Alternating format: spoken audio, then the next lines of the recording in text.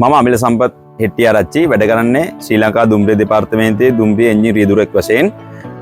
මම නිසාන් මැග්නයිට් රථයක් AMW ආයතනයෙන් 2025 වර්ෂයේ කියන ගිය අවුරුද්දේ සැප්තැම්බර් මාසයේ ඕඩර් එකක් දාලා මට ජනවාරි මාසයේ වාහනේ ලැබුණා. ඇතෙන් මම ඔයගොල්ලොත් එක්ක මේ ෂෙයා කරන්න ආයේ මගේ යූසර් එක්ස්පීරියන්ස් එක දැන්ට මාස 2-3ක මගේ එක්ස්පීරියන්ස් එකක් තියෙනවා. මේදී මම කිලෝමීටර් 1800ක් විතර වාහනේ ඩ්‍රයිව් කරලා තියෙනවා. ඇත්තෙන්ම මම මේකේ මේ වාහනේ ගත්තාම පේපර් ඇඩ්වර්ටයිස්මන්ට් එක දැක්ක වෙලෙම තමයි මට මේ වාහනේ ගැන ආසයි දුනේ. මේක කොහොම හරි මේක මම ගන්නවයි කියන එක. මේකේ තියෙන ඇට්‍රැක්ටිව් ලුක් එක, එතකොට බෝල්ඩ් ඩිසයින් එක මම ඒ දේවල් වලට ඇත්තටම ගොඩක් ආස වුණා. ඊට පස්සේ මම AMW ආයතනයෙන් මේක ඕඩර් කරලා මට කිව්වා ඒගොල්ලෝ සාමාන්‍යයෙන් මාස 5ක විතර කාලයක් ගත වෙනවායි කියලා. ඒ වුණාට ඇත්ත වශයෙන්ම එච්චර කාලයක් මට ඉන්න සිද්ධ වුණේ නැහැ.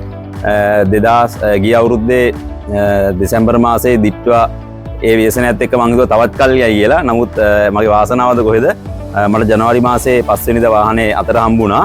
මම ගත්තේ 8.9 මිලියන් ටෙක්නා ප්ලස් එක. මගේ තියෙන AMT ගියර්බොක්ස් එකක්. ඒකේ තියෙන fully loaded ප්‍රොඩක්ට් එක තමයි AMT ටෙක්නා ප්ලස් කියන්නේ. මේකේ ගොඩක් driver assist option තියෙනවා. ඒ වයින් මම ගොඩක්ම 360 කැමරා, IVRM එක, ඊට පස්සේ අපිට තියෙන auto light on off, ඒ වගේ ඔප්ෂන් ගණනාවක් තියෙනවා. ඒ ඔක්කොටමත් වැඩිය ඔයගොල්ලෝ ඕන කෙනෙක් බලන්න මේක ඉන්ටර්නෙට් එකේ සර්ච් කරලා බැලුවොත් ග්ලෝබල් සේෆ්ටි රේටින් වල ඉතා ඉහළ අගයක තියෙනවා. එයා බෑග් 6ක් ගොඩාක් සේෆ්ටි ඔප්ෂන් මේකේ තියෙනවා. අනිත් එක ගත්තාම ෆුවල් කන්සම්ප්ෂන් එක ගත්තාමත් සෑහීමකටපත් වෙන්න පුළුවන්.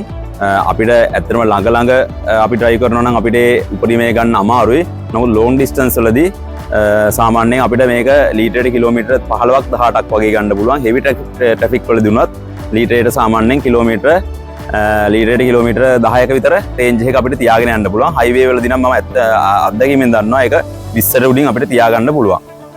ඉන්ටීරියර් ඩිසයින් එකේ මම මේ ලෙදර් ඩිසයින් එකට ඇත්තටම ගොඩාක් කැමතියි. මේකේ අපිට රිච් ලුක් එකක්, ඒ වගේම ප්‍රීමියම් ලුක් එකක් අත්දකින්න පුළුවන්. ඒ වගේම ඉන්ෆෝටේන්මන්ට් සිස්ටම් එක ගැන කතා කරත් මේකට අපිට Apple CarPlay එක, Android Auto ඒ දෙකම සපෝට් වෙනවා. AMW ආයතනය ගැන කියනවා නම් ඇත්තට මේක මගේ පළවෙනි වාහනේ නෙමෙයි මම AMW ආයතනයෙන් ලබා ගත්ත. මගේ පළවෙනි වාහනේ මම 2016 වර්ෂයේ AMW එකෙන් ගත්තා. ඇත්තට මේ විශ්වාසයෙන් තමයි මම බය නැතුව දෙපාරක් හිතන්න නැතුව AMW ආයතනයෙන්ම මේ දෙවෙනි වාහනේත් මම ගත්තේ.